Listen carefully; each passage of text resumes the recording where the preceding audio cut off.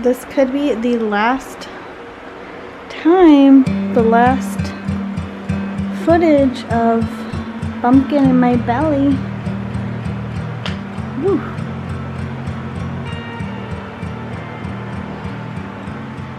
We'll see. Hello everybody and welcome back to my channel. My name is Candace. If you're new, it has been a very long time since I have posted a video. I have been very busy. We have been very busy. This video, it's been a long time in the making. I say I'm excited because I am, but also I have very much been putting it off. We've been busy, but I've been kind of putting it off because I had a very traumatic birth. There were some parts of it that were very traumatic to me and to my husband. But in the end, it brought us the best gift that we could ever imagine. Becoming parents, it has been just the absolute hardest thing and the absolute best thing. So this is the video of my birth story. This is probably going to be a very long video. I'm going to give a lot of details. Yeah, here we go. So to start it out, give you a little bit of a background, I guess. This was our first baby, and I knew that I kind of wanted to go a little bit of a different route. I have just done a lot of research, and after I quit my job, I just had like a shift. I wanted to go a more natural route. So anyway, that's a very long rabbit hole. But anyway, I knew that I wanted to do something different, and it wasn't common in my family, home birth, and it's not common in Tyler's family either. We're very much, with everybody that we know or we're surrounded by, they have hospital births and C-sections and epidurals and the normal things that we are all accustomed to. So when I said that I wanted to have a home birth, first of all to Tyler, because he knows me so well, he didn't think I was crazy, but his biggest thing was safety. Well, I did some more research and I felt complete peace about it, and I shared my research with him and we just talked a lot about it, and we ended up finding a midwife, and he was all on board and he was actually really excited. Nobody thought we were like cuckoo crazy, but it's just not a normal thing that happens in our circle of people that we know and our family. That's the kind of the backstory of I intended to have a home birth here at my home, just to be here and to bring our baby into the world at our house. So that's a little bit of the pre-backstory. So now getting into pregnancy. So I found out I was pregnant. Like I said, I knew that I wanted to have a home birth and kind of go a little bit more of a holistic, natural route. But as soon as I found out, I immediately was like, okay, well, I need to see how far along I am. And like the normal thing to do is to schedule an appointment, an OB appointment. So I called and I got in. Even though I knew I was going to be transferring over pretty soon, I still needed to do some research and actually find a midwife in our area or very close to it. So up until we found a midwife that we wanted to use and go through, I just went through our local OB/GYN clinic. Or women's health office, and I think I went to about 2 or 3 appointments, and I'm pretty sure that I went to the clinic probably about 2 more times after that while we were looking for a midwife. And then around, I think about 14, probably about 11 or 12 weeks, I found a midwife that we wanted to use. In our area, we just have no midwives. Everything that is good is probably about 45 minutes to an hour down south, or about an hour and a half to 2 hours west of us. And when I was doing some researching, I just really could not find a lot of pretty much any midwives that were doing their sole, like they were the practitioners. A lot of midwives were working in the hospital under an OB, and I didn't want that. I just wanted a midwife who was very knowledgeable and provide me my prenatal care, all my checkups, all my visits, and then eventually have our birth here at home. So anyway, we did end up finding our midwife that we did end up using, and she is located an hour down south. So I did find our midwife, and once I transferred over the care, then I stopped going to the hospital clinic, and we started driving down there just once a month, and then eventually it became more and more frequent. So now kind of getting into the actual birth story and the actual labor and delivery of it. So I found out I was pregnant in October, and then my due date from the hospital clinic was June 7th, 2024. And then once we transferred my care over to our midwife, she kind of got a more accurate due date. So my due date went from being June 7th to June 5th. So that was my due date, June 5th, 2024. So I woke up, it was June 5th on a Wednesday. I woke up at around 2 a.m. and I just had to pee. So I used the bathroom and I got a snack because I was hungry, like always. And I laid back down, and I just kind of felt some cramping. And I laid there for quite some time. And then I started to kind of move around because it felt to me very consistent. It wasn't just like one and then an hour later another one. It was about every couple of minutes. And at first I didn't really know, but then I was like, okay, it continued on. So I laid there, like I said, I laid there for a while, and then I started to kind of move into different positions.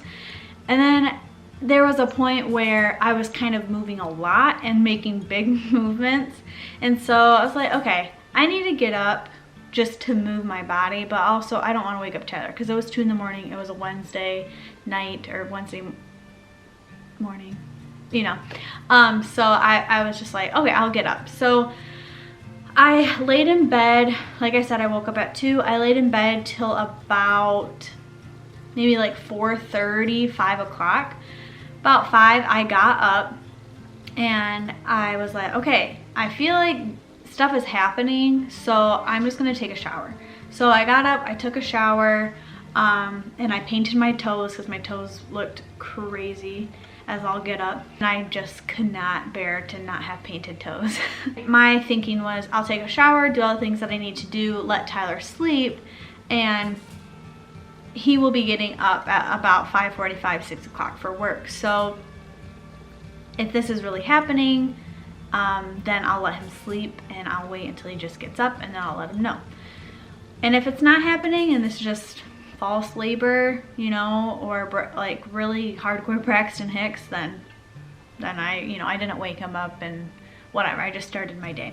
So I get out of the shower, I paint my toes, I hear his alarm clock go off, he gets up, and he like comes into the bathroom and he's like, what's going on? And I'm like, I think that I am in labor. And he just didn't believe it, and he just was like, no, are you really? Are you okay? You know, and he was like, I'm sorry that I wasn't up with you. And I'm like, it's fine. I didn't want to wake you up, I wanted you to sleep. Don't know if this is a real thing. It feels like it, but I'm not sure. So that's all he said, and he's like, okay, well, what do we do, you know? And I said, well, I'm gonna text the midwife and just let her know. And he was like, okay, sounds good. So I was still contracting. It was hit and miss. Sometimes it was like every 5 minutes, sometimes it was every 10 minutes, but it was consistent though. There was always a contraction. So I texted our midwife, and I just said, "Good morning, I just wanted to text you to update you. I woke up around 2 a.m. with uncomfortable period cramping. Peed and ate a snack and then got back to bed to try to rest. Around 4 a.m. I just got too uncomfortable and got up because movement helped me out. Took a shower, got ready for the day, and timed some contractions." So I did. I said, "Feeling good, no mucus plug, no bloody show, and my water didn't break or anything like that." And I said, "Just wanted to keep you in the loop." And then she asked if she could call me, and she said, that's awesome, like, happy due date, because I went into labor. I was laboring on my actual due date, which doesn't happen a lot. And so she's like, "Congratulations, like, that sounds like the real deal." She's like, "Eat a really good breakfast, get some protein in." And she said, "Just relax and rest, and when you can, try doing the mile circuit." So that was that. After that phone call, we went to Cracker Barrel and got a big breakfast, and we were gonna sit there. And I'm like, man, I'm so glad that we didn't, because I was uncomfortable. I was having contractions in the like in the area, you know, where you shop at Cracker Barrel. Like, I was like moving and kind of like squatting in the corner. So that was our breakfast, and then we realized that we had to get another hose attachment for the birth pool here at our house, and so we needed to go to Home Depot. We had a very eventful morning, the morning that I was in labor. So we went to Cracker Barrel, then we went to Home Depot, and then we got home. When we got home, we ate outside. Tyler grabbed my birth ball, and I just was kind of rolling on it, and we were outside. Just it was so beautiful. It was June, so I just wanted to be outside as well. So we did that, and then we ate our breakfast. So I labored for quite some time. It was wonderful. It was a little painful, of course, but it really was wonderful being at home and laboring at home. It was amazing. Tyler was amazing. Throughout the day, obviously, they started to pick up, and he would, you know, press on my back and do counter pressure, and I was in our living room just squatting and on the birth ball, and I watched a ton of Disney movies, and then did some laps around the house. But yeah, Tyler was amazing, and things started to progress. 4 o'clock on the dot. Your mom and Lynn, I'm guessing? Yep. His mom and sister are dropping us off some food, some dinner, some Qdoba, and Tyler texted our midwife just telling her like where we're at for contraction wise, and she said, "Okay, that sounds good, that sounds like progress." And she said for me to get on the birth ball, do figure eights, and we were already watching a movie, so put on a funny movie. So that's what we're gonna do. What are we doing? Did you say what we're doing for like a late lunch, early dinner? Qdoba. And it is Candace's favorite weather. It is pouring outside right now. Yeah. It was just perfect weather. It was so nice being at home laboring. I just can't even put into words just how thankful I am that I got to do that, and I had no pressure at all. I just was able to walk around. I was able to use the bathroom when I needed. I was in my own clothes. It was just me and Tyler. That is it.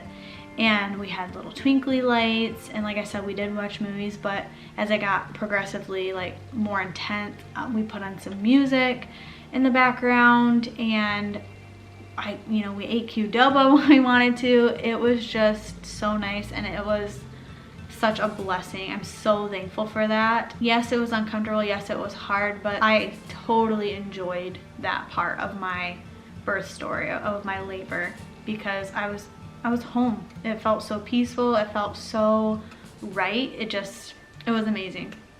So as things progressed, our midwife texted us we texted her about 6, 7, And then she called us and was just asking like how things were going. And you know, we just said like they're good. We are timing their contractions now, not every single one, but a lot of them. All my contractions were about a minute long, and I feel like they were about every 2 to 3 minutes. And she just was like, do you want me to come? And I just felt like, no.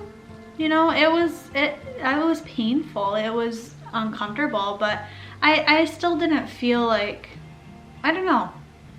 Even though she was 45 minutes to an hour away, I had it in my mind that, you know, first time moms, they labor for a very long time. So I just kind of was like, I don't want her to get here too early and then my labor kind of stall because somebody's here. Even though she was amazing and like I felt very comfortable with her, it's still not the same of just me and Tyler, you know? So I was like, honestly, I feel fine. I think we should just wait, you know, just wait a little bit longer. And then we just continued to like walk around and I continued to labor.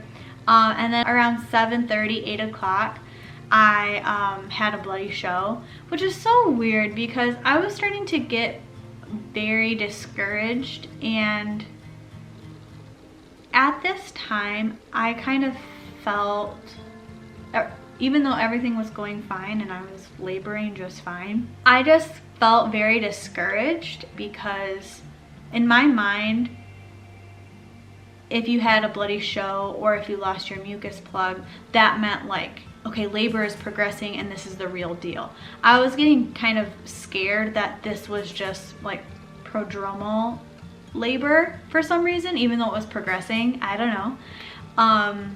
And I was just getting scared of like, I just hope that this is a real thing, hope this is the real thing and that this is really happening. So I was totally fine up until probably about 6 o'clock.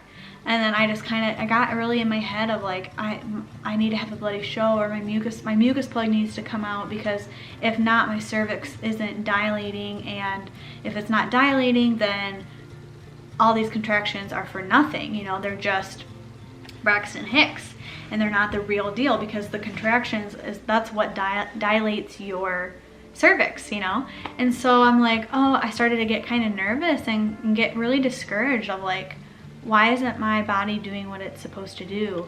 I don't know why. Looking back, I do not know why I started to feel that because I had no worry at all about my body and if it could or could not do it. I had a bloody show and I started crying. I think I started crying twice. Like one time I went to the bathroom and that's when I was getting discouraged and there was no mucus plug or blood or anything. And I started to get really discouraged and Tyler like just reassured me like, it is fine. You are fine. You're doing a great job. Your body's doing what it needs to do. And then like I said, that was probably about 6-ish. And then around 7:30, 8-ish, that's when I went to the bathroom again and I had a bloody show and I just started crying. And he's like, what's going on and what's wrong? And I just was like, I'm so relieved. This is confirmation that things are going the way that they should. After that, I kind of was like, okay, this is really happening. Like, I'm not just having these contractions all for naught, you know? So that happened. Everything was just kind of intensifying like gradually. And then around that time, after I had that bloody show, we texted the midwife and I told her that and she was like, okay, I'm feeling like I need to come. It was about 8:30, 9 when she said like, I'm on my way. Like, I think things are to the point where like I can be there, I should be there. I'm like, okay. But she got here around like, I want to say late 8-ish, 9. Or maybe I can look at the group chat.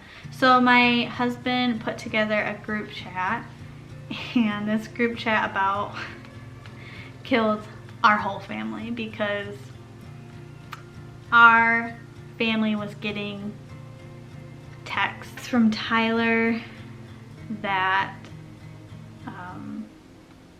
just kind of scary text messages. So Tyler texted our whole family at 7:10. This is the official Candace labor update text. We have talked to the midwife and she says we still have some time to go until she comes. So that was at 7:10. She did say that her and her team are ready for a late night and whenever. She is happy to hear how things are going, however. Candace is having contractions about every 4 to 6 minutes, lasting 1 minute long. Please pray for energy for Candace as well as good positioning for baby. I will update when anything important happens. So good. So she got to our house at 9.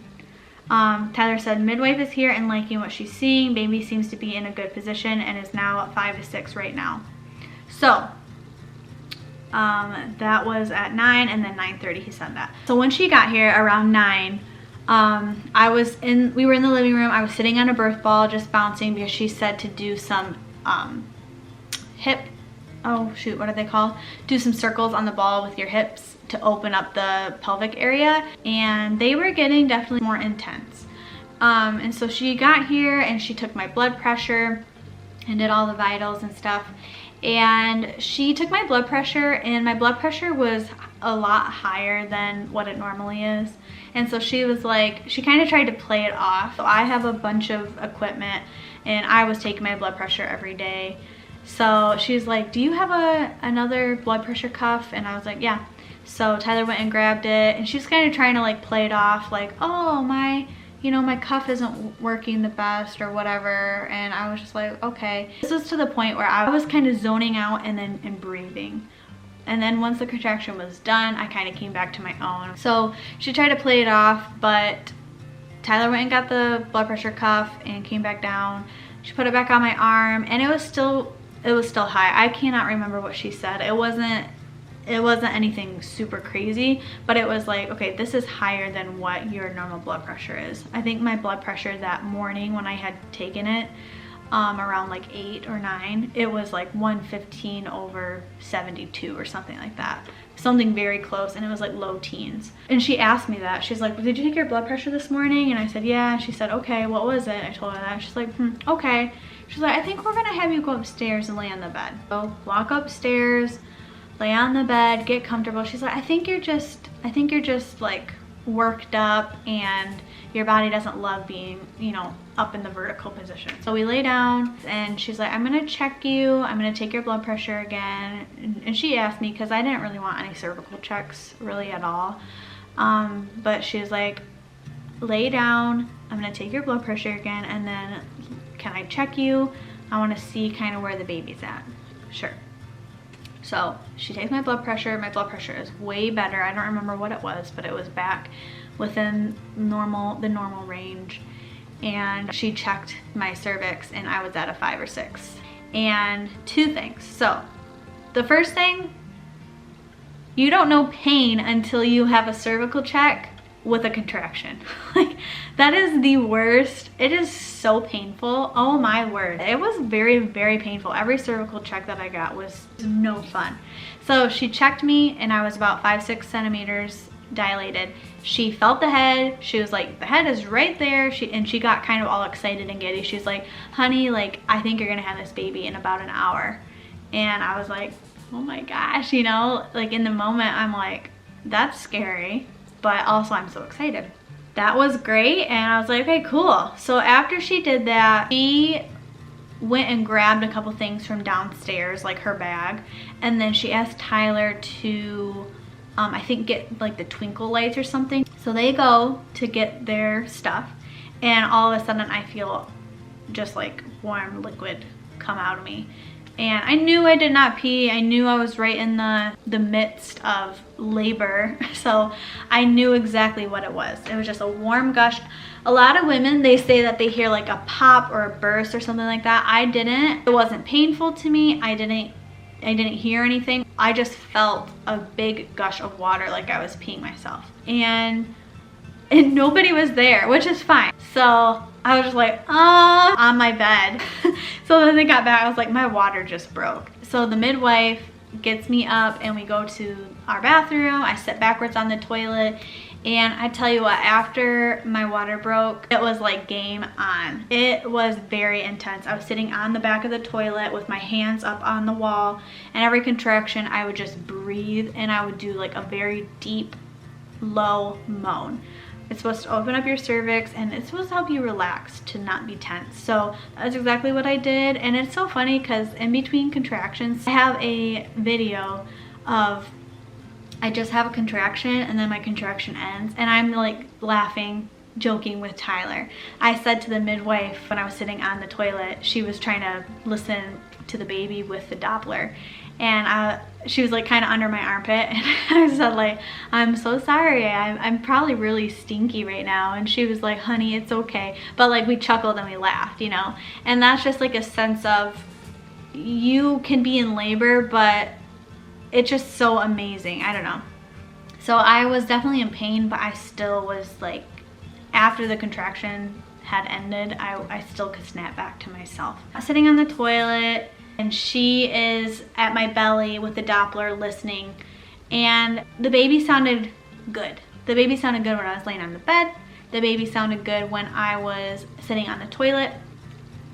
And then she had me get up, because she had me stand up because she started to not be able to hear the baby very well.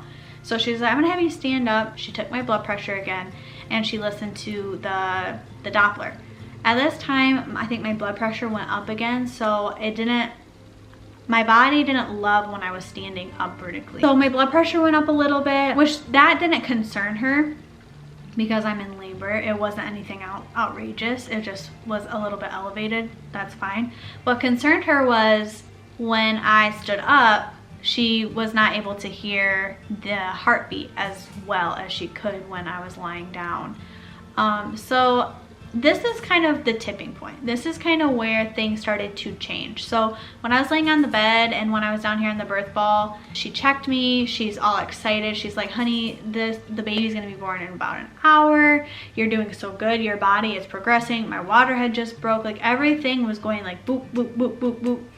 And then all of a sudden she wasn't able to hear the heartbeat as good as she had previously. So she's spending a lot of time listening, and she's, you know, going around and really just being thorough. And I think that's when she kind of started to get concerned because she wasn't able to hear the heartbeat as good as she had previously. So Tyler texts the group chat at 10:05, and he said water has broke. Like I said, that was a little bit previously, and then we went to the toilet, blah blah blah. And then he texts the group at 11:13. Please be praying, may need to go to hospital. Having a hard time picking up on baby's heartbeat. Praying that repositioning can help. So at that time, I was just like, well, what's going on? She kind of threw it out there a couple times. She's like, I'm not hearing what I want to hear. She had a suspicion that the cord was being compressed. The cord was wrapped around the baby's neck and being compressed every contraction. She's like, let's try this. We were on the bed and she had me get on all fours. She checked me again, and she's listening. And so I'm on all fours having contractions, and the baby's heart rate got a lot better. And she's like, okay, that's great. And then I kind of asked, like, when can I go down to the pool? I just wanted to relax a little bit as much as I could. And so she's like, let's do that. I think that your body needs to relax a little bit, and your baby likes a certain position. So I was like, okay. So we come downstairs, we get in the pool. She listens with the Doppler again, and she's just not liking what she's hearing even more. So she's like, all right, well, we're gonna get out of the pool. I want to have you go on your hands and knees, all fours, on the floor, and right here in the living room. I was like, okay. So I get on all fours, I'm having contractions, and again, when I'm standing, the baby does not like that. When I'm standing, I'm having decels. But when I would get on the ground and would get on all fours, the baby's heart rate would be perfect. And she kind of went back and forth. She's like, I just don't feel 100% about staying here. And she's like, baby does have decels and positions, and she's like, I just don't want to risk it. Even though the baby's heart rate is great right now, she's like, I did hear decels, and I just wanted to be safer than sorry and not be stubborn and stay here and then risk something happening to the baby rather than going to the hospital, and if, you know, an emergency C-section was needed or continuous monitoring was needed rather than just a fetal handheld Doppler. She said this after she had a follow-up visit with us after the baby was born, and she just said, like, she knew another midwife that didn't do what she did and they lost the baby. And so that story just kept ringing and ringing and ringing in her ear. So she just was like, I'm calling the hospital and we're gonna go to the hospital. And I just remember, like, I was literally on my hands and my knees, and I just, like, I didn't expect to get emotional. I just was on my hands and my knees, and I was like this. And I remember just being like, Lord, like, please let us have this baby here. Let us have this baby here. And that's all I remember. And I just remember being like, Lord, please let us have this baby here. Please let us have this baby here. And then my prayer turned into, like, it was different. It was like, please keep my baby safe. Please keep my baby safe. Because what I had planned out was here at home. And it was like our space and our safe space and what we wanted, and it wasn't the alternative. And so I just remember being on my hands and my knees and just knelt like this and just praying, and Tyler was like on his hands and knees, like in my ear, saying, like, because ultimately it was my decision. Ultimately it was my decision. There was talks of, the midwife was like, you know, I think we should go to the hospital. Like, if she kept on saying, if this doesn't happen, and I can't remember exactly what it was, but she's like, if this doesn't happen, then I think we should go to the hospital. I think we might be going to the hospital. And she kept checking and checking and listening. And you know, Tyler, as she's listening, Tyler leans, he's like on the ground with me the whole time, and he's just like, you know, are we gonna go to the hospital? Like, are you okay with that? And then after the midwife was like, we are going to the hospital. What do you want to call an ambulance, or do you want to drive? And Tyler's like, we'll drive. And he's in my ear, and he's just like, I don't even remember what he said. All I can remember is just like the feeling that was present. And it was just like kind of like helplessness, because Tyler couldn't do anything. He was helpless, and I couldn't do anything either. There's nothing I could do.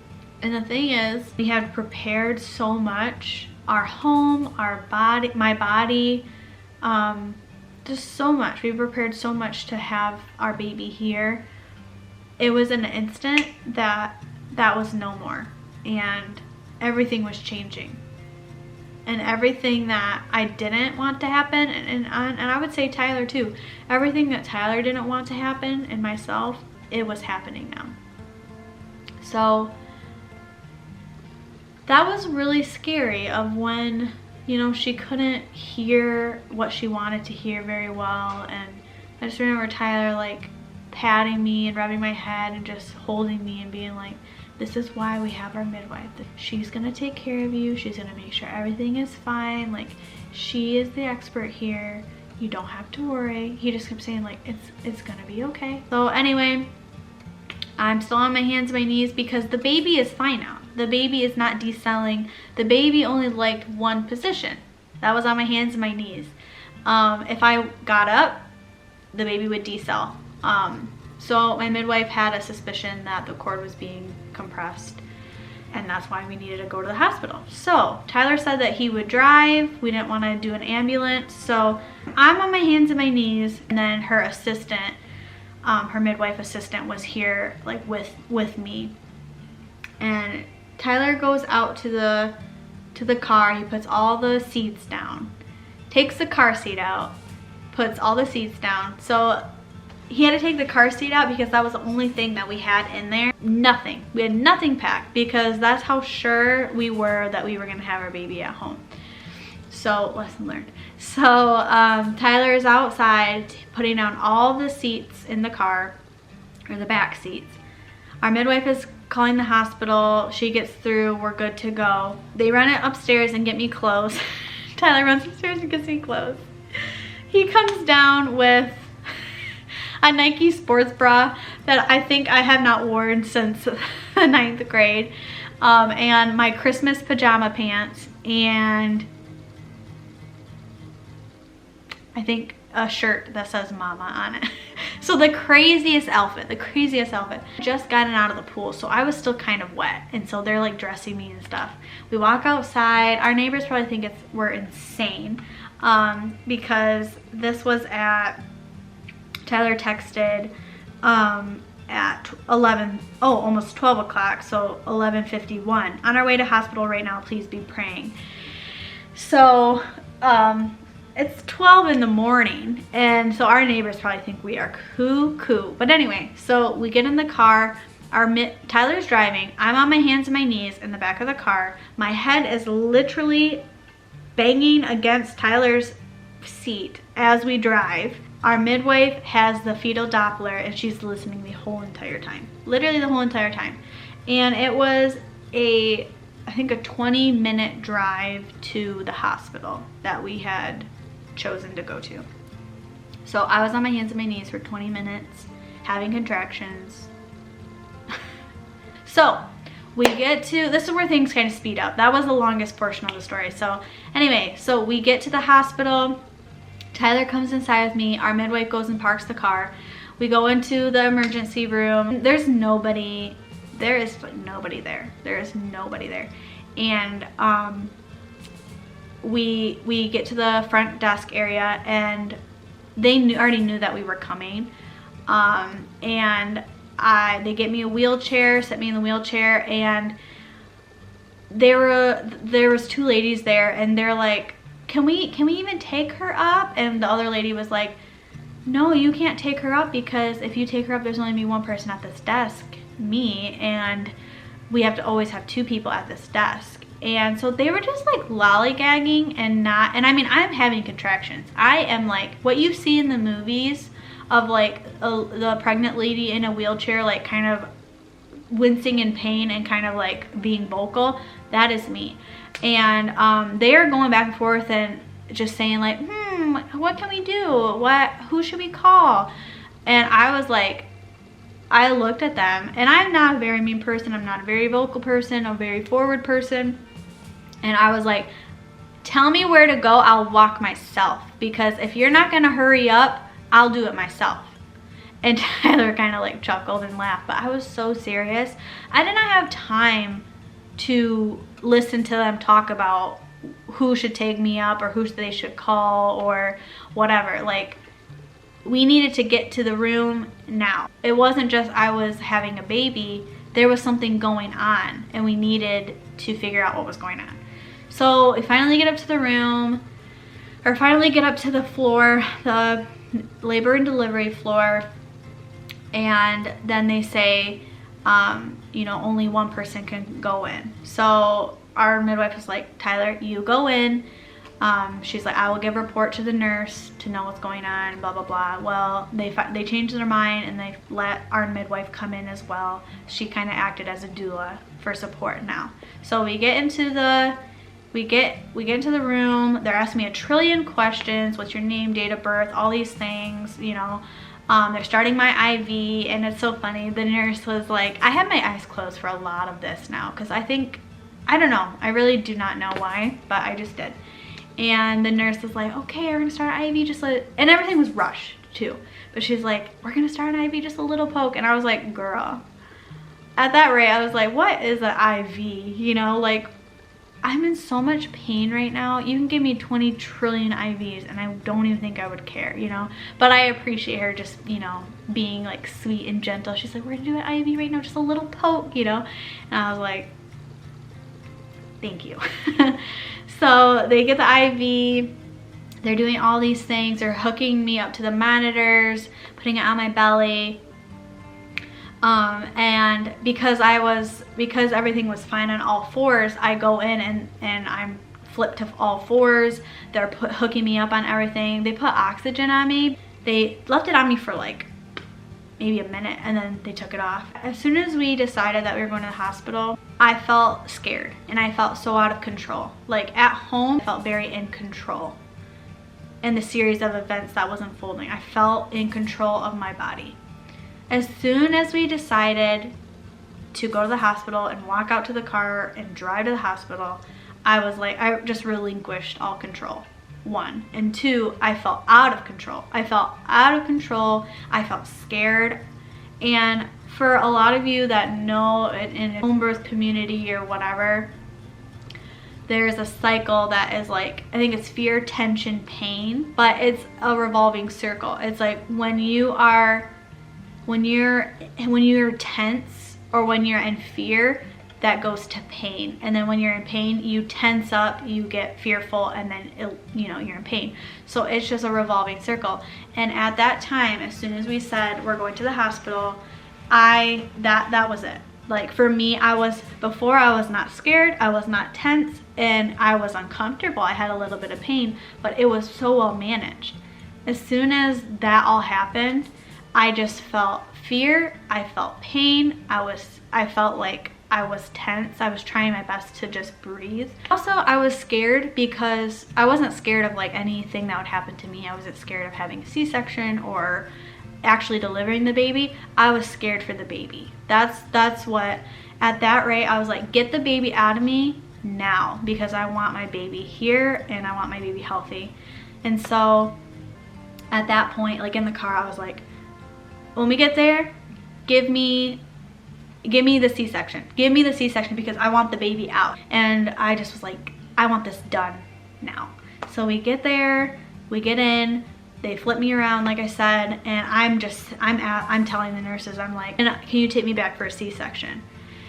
And the nurse was like, oh honey, they checked me. I guess I should say that first. They checked me. One of the first things they did was check me, and I was about, I think 7 or 8 centimeters dilated.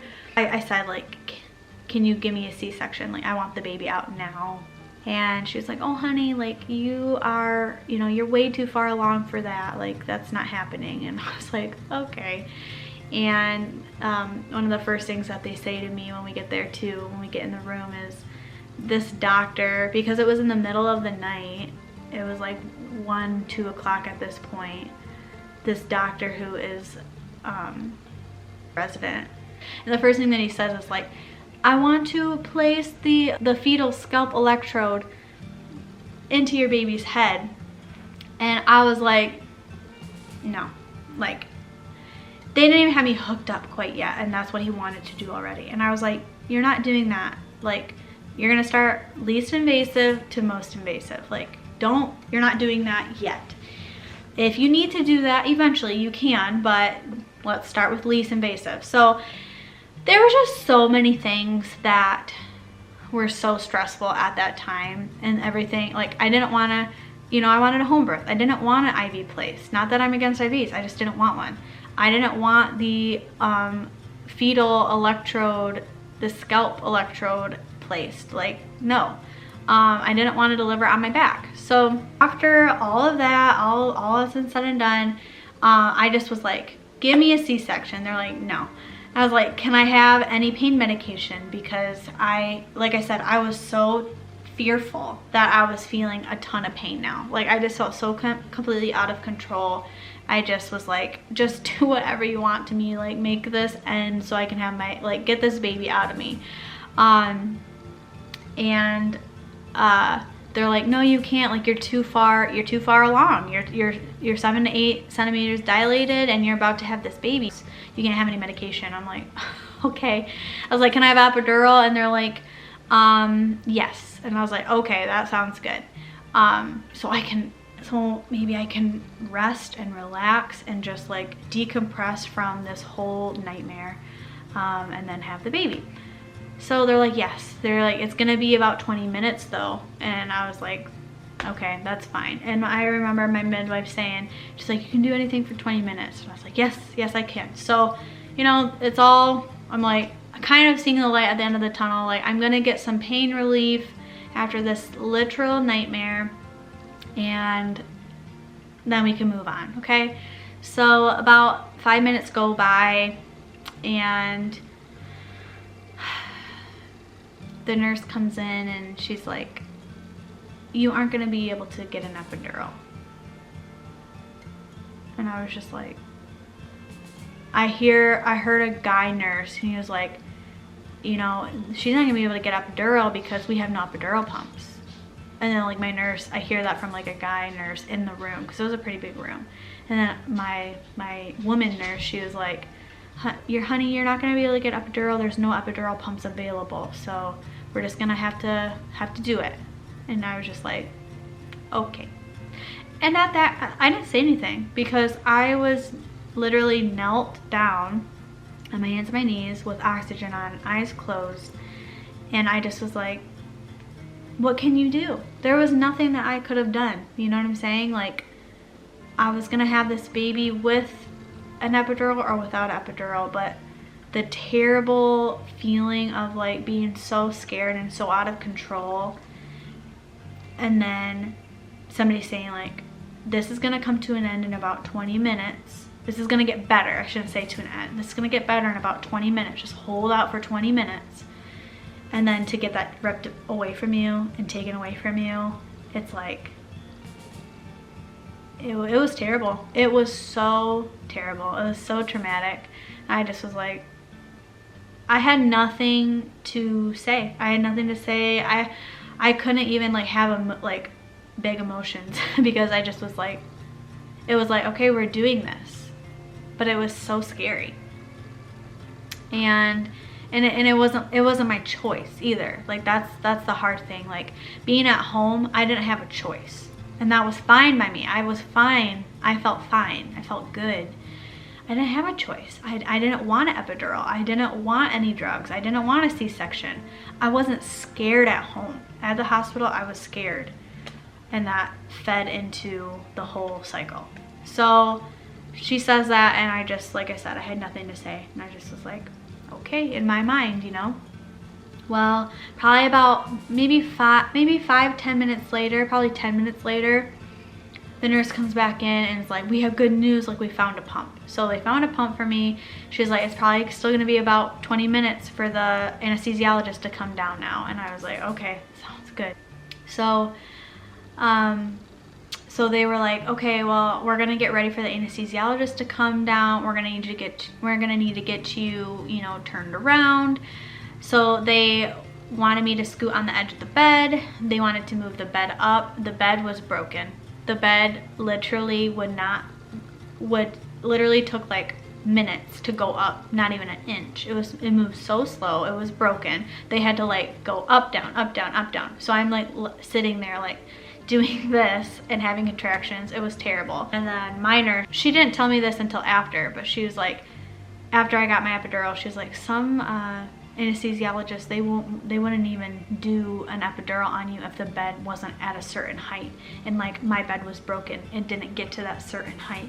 So she was like, thankfully you had this anesthesiologist, because he kind of was like, he doesn't really care. And you're really lucky, because if it wasn't this anesthesiologist, you wouldn't have gotten an epidural. I just was like, oh my gosh. So anyway, get the bed up a little bit. I'm at the edge of the bed. Tyler has to go out. My midwife can stay in because she's a doula. She's acting as support, which I was kind of sad. I think I would have liked to have, I know I would have liked to have Tyler in there. But at that rate, I just like, I didn't care. I did not even care. It was not about my feelings anymore. And so he gives me the epidural, and I asked him, because I was like, he was getting stuff ready, and I wasn't having a contraction. I was relaxed at that point, and he was still getting stuff ready. It takes him a couple minutes to get things ready. And I told him, I was like, can we wait until I'm not having a contraction? Because I knew that like my next contraction was going to be coming on probably pretty soon. And he kind of like made a little laugh about it, and I was like, no, like he was like, contractions are always. And I was like, no, they're not. I get a little break in the middle of them. Like, can we wait until when you put the needle in my back, can you wait a second? And he didn't really like say anything. I am not a very confrontational person, or like I said, very forward person, but that just made me so extremely forward. Like, I was not scared to speak up. I was not timid to speak up. I was like, this is what works for me. Not that it's all about me, but just like, if you can wait literally 1 minute for my contraction and then insert the catheter, like the needle and the catheter and things like that, because they always ask you to, you know, hunch your back over, and then they need you to be super, super still. Well, it's super hard to be still when you're having a contraction. So it's like, if you can just wait 1 minute, my contractions were 1 minute long, and then I would get like a 1 minute break.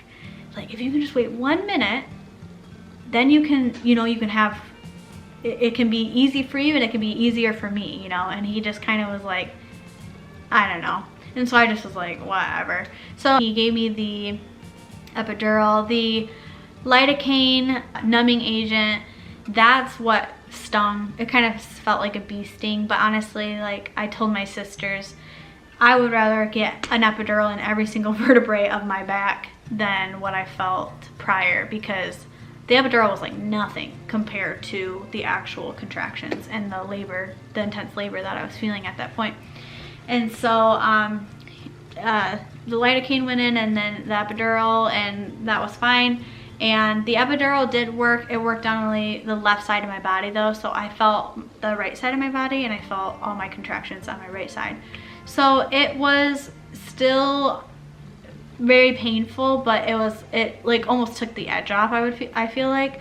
And also looking back, I think I almost would rather have it only work halfway, because I could still feel my contractions and I could still feel when to push as time went on.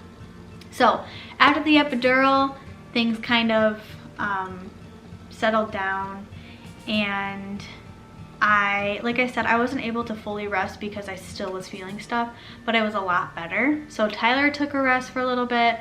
I just laid there for a little bit, and also I was hooked to the monitors, of course, but the baby only wanted me on, I think, my left side or on my back.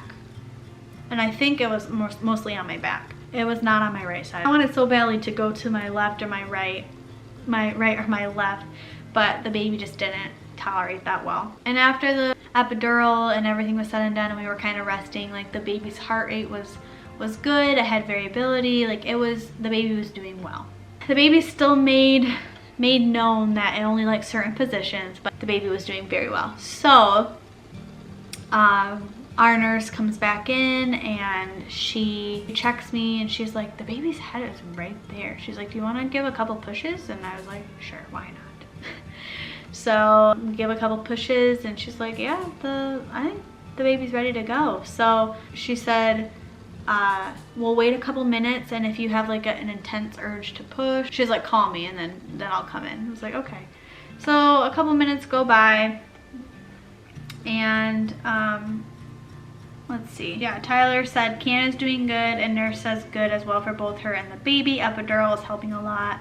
Currently resting and napping until anything happens. Nurse will swing in periodically to make sure all is good. That was at 2 in the morning.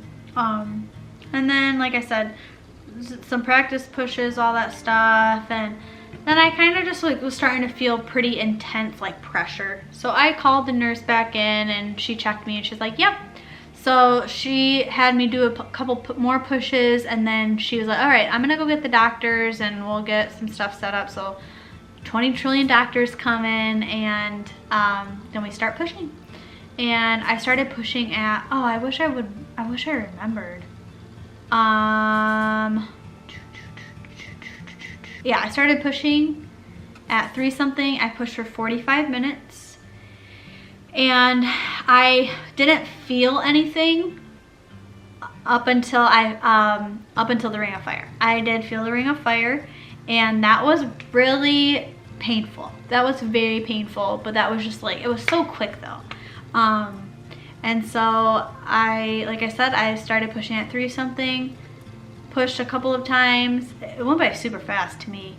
And then I felt the ring of fire. I delivered our baby, and our baby boy was born at 4:11 a.m. and they put him on my chest, and Tyler cut the cord. Like, he has a really long cord, so he had a really long cord, and he actually had a triple Nuchal cord, which means it was wrapped around his neck 3 times.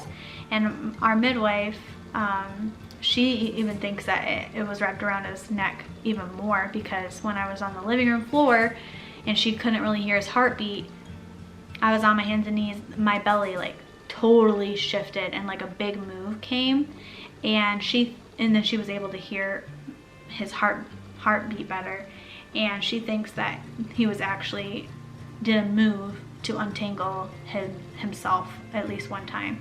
So she thinks it was even more. But so yeah, he actually did end up having the cord wrapped around his neck, and that's why the whole thing kind of unfolded the way that it did, because it was compressing and it was you know, wrapped around his neck, just like his dad. His dad had I think a double Nuchal cord, or maybe it was triple, I'm not sure, but just like his dad, he had it wrapped around his neck. And then they stitched me up for like a long time because I had a 3rd-degree tear, but I got to just hold him and just be with him. He came out, and once they put him on my chest, I just started crying because I just couldn't even believe it. And we didn't know the gender, so we didn't find out the gender, and we found out that it was a boy. Tyler found out, and Tyler told me, and then we just got to, a lot of people know the drill, they moved us to a different room, postpartum room, and then we got to go home the next day. Once the epidural wore off, I was very, very, very sore because I had a 3rd-degree tear. So I was stitched up, and it was just very, very, very painful, and it was really hard. But we got to have our little boy. That made it worth it. And like I said at the very, very beginning of this video, it was the most traumatic experience of my life, but also it was just the best moment of our life too. I told my sisters about this, and it can be so cheesy, but I feel like motherhood has just made me cheesy, and I'm just unapologetic for it. But there is this song, it's called Invisible String, and there's a line in the song, and it's quoted, "Hell was a journey, but it brought me heaven." And to me, that is 100% the truth. That journey was absolutely hell. The dreams that we had for the birth, all of that was just washed away, mixed with just the stress and the trauma and the back and forth of like, I can get an epidural and have pain relief. No, you can't. Yes, you can. With kind of just rude nurses. Because it was so traumatic and it didn't go the way that we planned, my mom and my little sister and Tyler's parents, they came up to the hospital. We didn't even see them, but they came up to the hospital, and they were like waiting outside in like the waiting room area of the labor and delivery, and they heard the same nurses that were taking care of us, they heard a couple of the nurses say, she knows what she wants. And my mother-in-law was like, yes, she does actually. She's a nurse, she knows what she's talking about, and she does know what she wants. And I mean, my mother-in-law is a very sweet lady too, and she was like very, very heated, and she was very disappointed. I was too, because after we got home, and after we kind of unpacked the whole thing, and we've talked about it a lot with all of our whole family, you know, it's just sad to me that like, here I am having a baby, should be the most joyful time of my life and the most easygoing, and you know, this nurse has something bad to say about, you know, me, because I want something done a certain way, or I have my preferences, you know, instead of respecting that. It's just really discouraging, and it's really sad, and it just affirms my preferences of why I don't want to have a baby in a hospital, you know, if I have the choice.